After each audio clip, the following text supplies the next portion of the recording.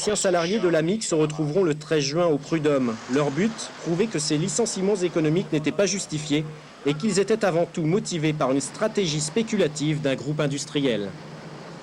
Bonsoir Laurent Beauvais, merci Bonsoir. d'être venu dans ce journal. On rappelle que vous êtes le vice-président du conseil régional, mais vous êtes là dans le cas qui nous intéresse, plutôt le président de la communauté de communes du pays d'Argentan.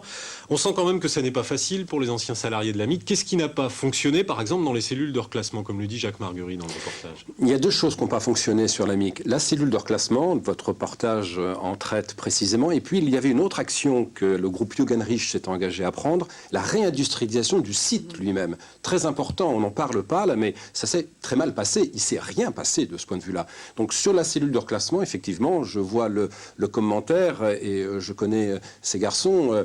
C'est vrai que les choses n'ont pas fonctionné, peut-être comme elles ont mieux fonctionné dans une autre cellule de reclassement qui a été celle de la fonderie, parce qu'en même temps, il y avait une autre cellule de reclassement, 700 emplois considérables.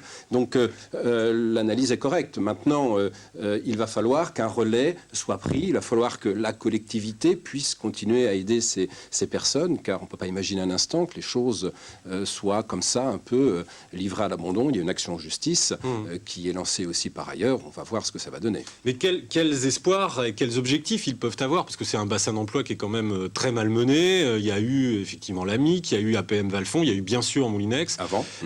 Quels objectifs ils peuvent avoir encore, ces anciens salariés? On est dans une situation difficile. Il y a un contrat de site qui a démarré il y a tout juste 2 ans. Des actions ont été menées. Il y a des faits économiques qui sont plutôt satisfaisants. Je suis très prudent.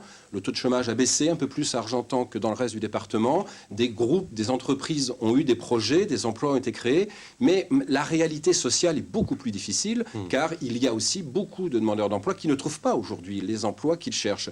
On est donc amené à essayer de se mobiliser davantage encore pour apporter des solutions. Mais on ne peut pas, en 2 ans, répondre à une perte d'emploi ponctuellement de 700, et il y avait ici des fermetures avant. Et comment on peut redynamiser justement ce bassin d'emploi? Comment est-ce qu'on peut réindustrialiser les sites?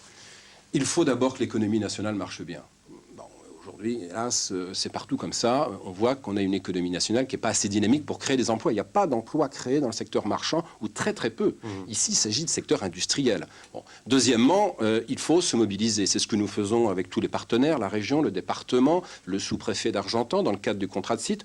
On a eu des projets qui ont été positifs, Magneti Marelli, Toupargel, Amcor, les Verreries de l'Orne. Des emplois ont été créés, mais ça ne suffit pas. Donc il faut continuer. Les perspectives autoroutières, des efforts que je fais au niveau de la communauté de communes sur les zones d'activité, tout ça, je reste assez optimiste sur le fond. De ça devrait donner des résultats à terme. Le problème, c'est que je parle à terme. Et on a une confrontation entre les 5 ou 6 ans qui viennent. Et aujourd'hui, ces gens demandent du travail aujourd'hui. Et toute la difficulté est ici. Très bien. Merci beaucoup, Laurent Beauvais, d'être venu dans ce journal. Le commandeur Jack est arrivé sur zone au large du Coton.